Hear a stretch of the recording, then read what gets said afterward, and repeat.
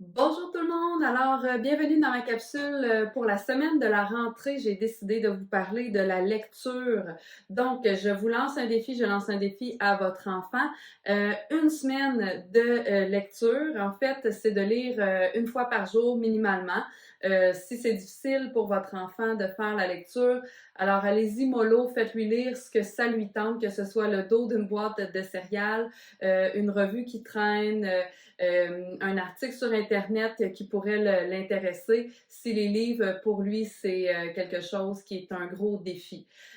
Pour cette semaine de la lecture, je vais vous donner des références de livres, je vais vous donner des références aussi de sites Internet. Donc, comme c'est la semaine de la rentrée, je me suis dit que de se remettre dans le bain tranquillement, rattraper la fluidité aussi de la lecture. Donc, en fait, la fluidité, c'est le débit, c'est le volume à laquelle votre enfant va lire. Vous pouvez aussi lui demander de lire à voix haute près de vous pour que vous puissiez le corriger quand ça accroche. Donc, s'il y a des liaisons qui ne se font pas, par exemple, ou s'il y a des mots qui sont mal prononcés, n'hésitez surtout pas à reprendre votre enfant et à lui demander de répéter le mot comme il faut. Et puis, vous pouvez le faire jusqu'à temps que ce soit à votre goût. Ne vous gênez surtout pas. Le 12 août dernier, c'était la journée J'achète un livre québécois. L'avez-vous acheté? Moi, j'en ai acheté un. Euh, donc, si ce n'est pas fait, si vous ne l'avez pas fait, moi, j'ai des petites propositions à vous faire. Vous jugerez là, par rapport aux âges des enfants. En fait, ici, j'ai la trilogie du pirate l'abbaye, les aventures du pirate l'abbaye, qui a été fait, qui a été écrit par Mélissa Jacques, qui est une dame ici de ma région, dans la région de Sorel-Tracy, en fait, avec laquelle j'ai eu la chance de rencontrer. Elle est venue faire des ateliers dans ma classe il y a de ça quelques années. Mais la famille du petit garçon et ses amis sont invités dans ces aventures de pirates. C'est super intéressant. Les chapitres durent entre une et deux pages maximum. Donc, l'enfant n'est pas obligé de lire le livre d'un trait. Avec un petit signet, vous marquez la page et puis il continue tout simplement le lendemain.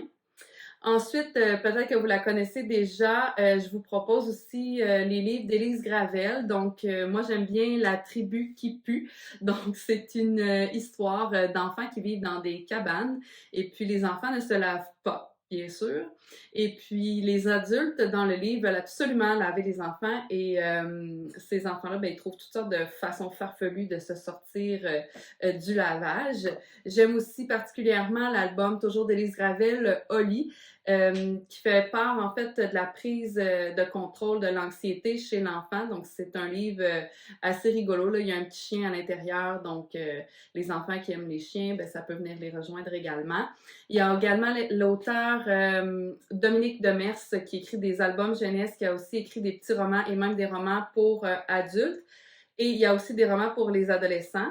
Ensuite, je voulais aussi vous parler de Claudia La Rochelle qui a fait les albums de La Doudou. Donc, ce sont mes petites références là. Je vais inviter en fait les gens du groupe à écrire vos références dans les commentaires. Je vous propose aussi des sites internet où votre enfant peut écouter des lectures, donc ça peut faire une petite variante au cours de la semaine. Et je vous propose également euh, vous, comme parents, de lire des histoires à vos enfants, peu importe l'âge qu'ils ont. Au primaire, c'est encore très gagnant. Vous êtes un modèle de lecteur pour vos enfants, donc n'hésitez surtout pas à prendre un livre et à le lire à voix haute à votre enfant. Vous pouvez déterminer également un moment, que ce soit avant le coucher ou peu importe le moment qui vous convient dans la journée. Et puis, ça permet aussi un petit moment, là, un petit moment privilégié avec votre enfant. Alors voilà, c'était ma capsule pour cette semaine. Je vais vous souhaiter à tous une superbe rentrée scolaire 2021. Alors, je vous invite encore à écrire dans les commentaires vos références en termes de lecture. Les profs, vous en avez beaucoup, les parents, je suis certaine que vous en avez également. Alors, je vous dis à lundi prochain. Bye bye!